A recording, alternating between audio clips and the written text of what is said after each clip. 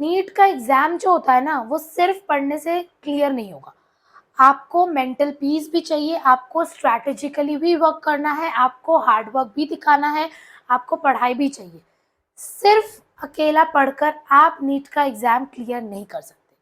तो मैं आपको कुछ ऐसी बातें बताने वाली हूँ जो आपको हेल्प करेंगी to boost your score, to make yourself calm on 7th May.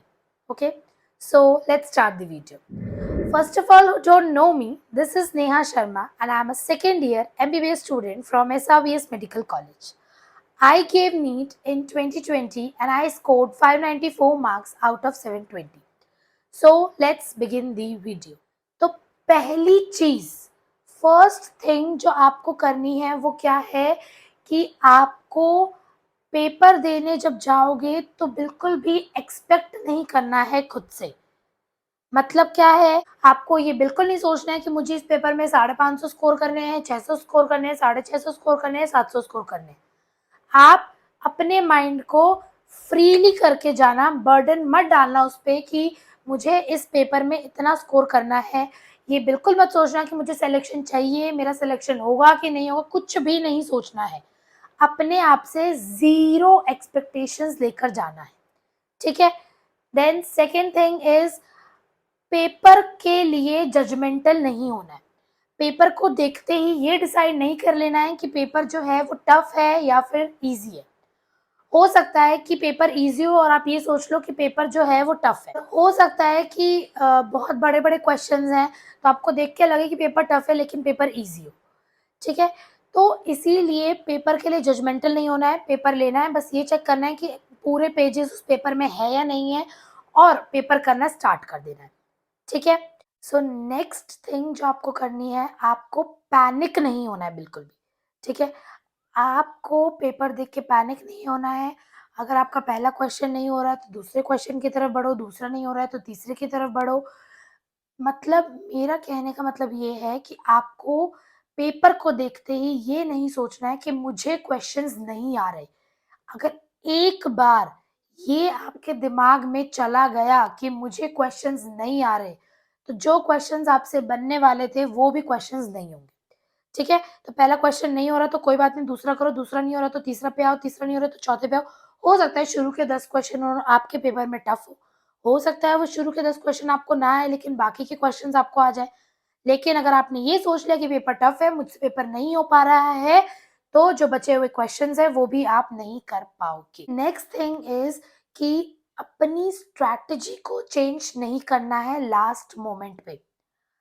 अभी आपने मेरी वीडियो देखी, फिर आपने किसी और की वीडियो देखी, आपको वो वीडियो देख के लगा कि हाँ, ये सही बोल रहा है, ऐसे ही पेपर करना चाहिए, ठीक है?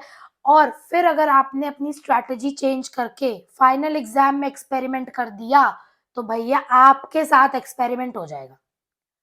आपने मॉक पेपर्स में जो स्ट्रैटेजी लगाई है, फाइनल एग्ज़ाम में वही स्ट्रैटेजी अब अप्लाई करनी है। अब इतना टाइम नहीं है कि आप अपनी स्ट्रैटेजीज़ के साथ एक्सपेरिमेंट करो, ठीक है? तो अपनी स्ट्रैटेजी चेंज नहीं करनी है। देन इसी से रिलेटेड पॉइंट नेक्स्ट ये है कि अभी इस टाइम पे ज़्यादा लोगों से इन्फ्लुएंस मत हो। ना ही ज़्यादा लोगों से मोटिवेट हो और ना ही ज़्यादा लोगों से डिमोटिवेट। इस टाइम पे आपको अपने आप को जितना काम रख सकते हो उतना काम रखना है, क्योंकि नीट सिर्फ पढ़ने से क्लियर नहीं होता, नीट मेंटल पीस से भी क्लियर होता है। कभी-कभी आप खुद नोटिस करना, आप कोई मॉक पेपर दे रहे हो, ठीक है? उसमें आप बोलते हो ना कि हमसे आते हुए क्वेश्चंस गलत हो गए, हमें ये चीज़ें आती थी लेकिन याद नहीं आया। तो इन सब का रीज़न क्या है? इन सब का रीज़न यही है कि आपके पास मेंटल पीस नहीं थी, आपका दिमाग शांत नहीं था। तो जब दिमाग शांत नहीं है तो जो चीज़ें पढ़ी हैं, वो रिकॉल कैसे होंगी? नहीं होंगी वो रिकॉल।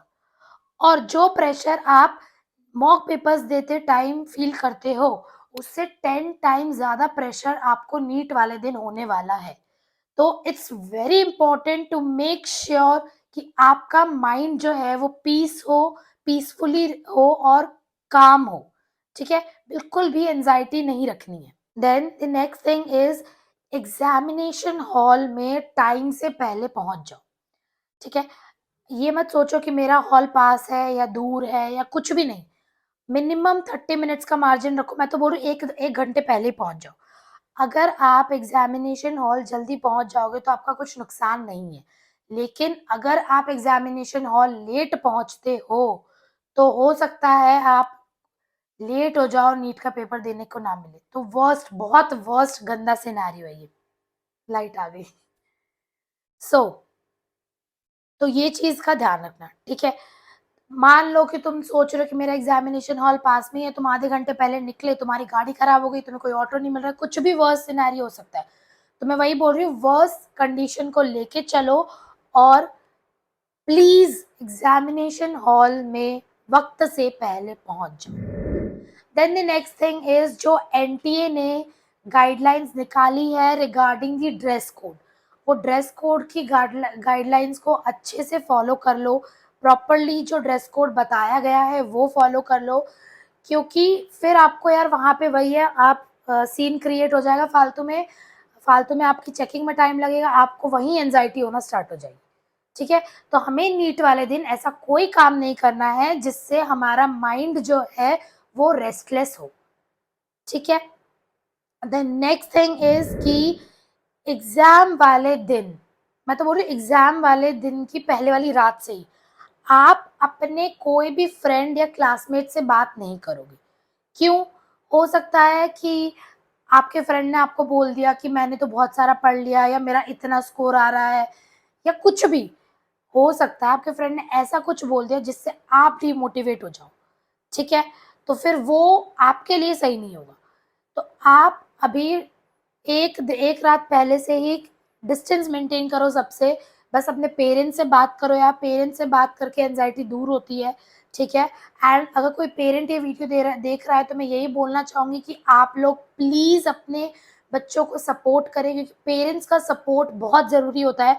अगर आप ही लोग ये बोलने लग जाओगे कि अभी भी पढ़ ले या अच्छे से करना, तेरे को इतने नंबर आने, अगर आप प्रेशर क्रिएट करोगे बच्चों पे, तो बच्चा जो है वो डिप्रेस हो जाएगा और वो अच्छा स्कोर नहीं कर पाएगा। जितना आपको बोलना था आपने पूरे साल बोल दिया, अब आपका टाइम है टू सपोर्ट योर चाइल्ड। ये मैं अपने पर्सनल एक्सपीरियंस से बोल रही हूँ।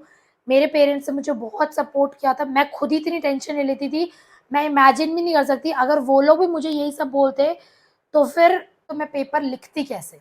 इतनी एंग्ज़ायटी हो जाती तो मैं पेपर लिख ही नहीं पाती।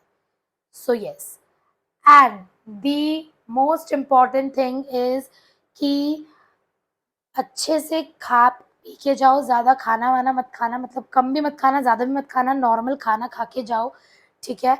अच्छे से भगवान जी का आशीर्वाद लेके जाओ, गॉड की ब्लेसिंग्स लेकर जाओ, बिकॉज़ या तुम मानो या नहीं मानो, मैं तो मानती हूँ भगवान है और भगवान जी का आशीर्वाद बहुत ज़रूरी होता है, वो आपको मेंटल पीस भी देता है, कामनेस भी देता है। ठीक है, मैं तो अभी भी अपना जो दिन है वो भगवान की पूजा करके ही स्टार्ट करती हूँ, कॉलेज जाने से पहले मैं तो रोज़ पूजा करके जाती हूँ। तो येस, आप भी करो ये, you will feel good and all the very best guys. आप पेपर फोड़ कर आओगे, बिल्कुल टेंशन लेने की ज़रूरत नहीं है। बहुत पढ़ा है हमने, अब it's time to perform, it's time to act. जितना सोचना था, हमने सोच चुका है, अब सोचेंगे नहीं, अब करेंगे। All the very best.